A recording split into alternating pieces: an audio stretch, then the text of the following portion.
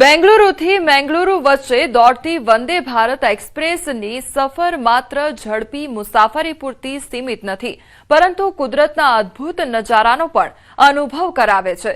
પશ્ચિમ ઘાટમાંથી પસાર થતી ટ્રેનના રૂટ દરમિયાન મુસાફરોને લીલાછમ પહાડો, ઘનઘોર જંગલો અને વળાંક લેતા રેલવે ટ્રેક અને આસપાસ પથરાયેલું મનમોહક કુદરતી સૌંદર્ય જોવા મળે છે।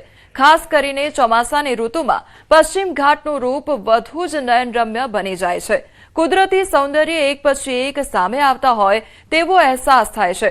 વંદે ભારતની ઝડપી સફર સાથે પશ્ચિમી ઘાટની આ સુંદરતા મુસાફરો માટે યાદગાર પ્રવાસનો અનુભવ બની રહે છે।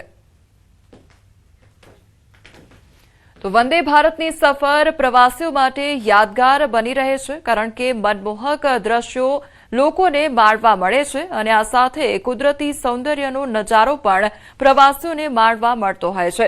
તો પશ્ચિમી ઘાટના આ દ્રશ્યો સામે આવ્યા છે કે જ્યાં ચોમાસામાં કુદરતી સૌંદર્ય સોળે કળાએ ખીલી ઉઠે છે। તો ટ્રેનની બારીમાંથી આ જે કુદરતી નજારો છે તે મુસાફરોને માણવા મળતો હોય છે।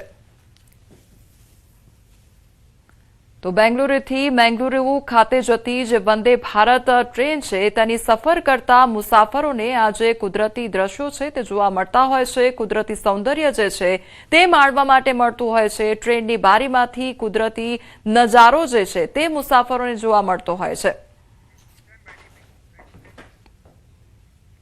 ગીર સોમનાથમાં આતંક મચાવનાર દીપડો પાંજરે પુરાઈ ગયો છે। કોડીનારના શેરડી સંશોધન કેન્દ્રમાંથી દીપડો પાંજરે પુરાયો છે।